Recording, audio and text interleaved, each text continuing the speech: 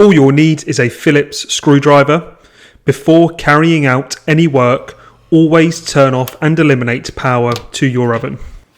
This is the same process for both the top oven door and the bottom oven door.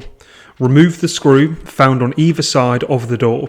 Then remove the plastic trim and remove the fixing bracket you're replacing and place the trim to one side. When attaching the new fixing brackets to the plastic trim, make sure they're the correct way round, with the hole that goes into the plastic trim not having any thread, the hole that's left for the screw doing so. Also make sure the rubber seals are correctly on the glass when reattaching the plastic trim. Rescrew the screw on either side of the door, and that's it, your new oven trim fixing bracket is all set to go.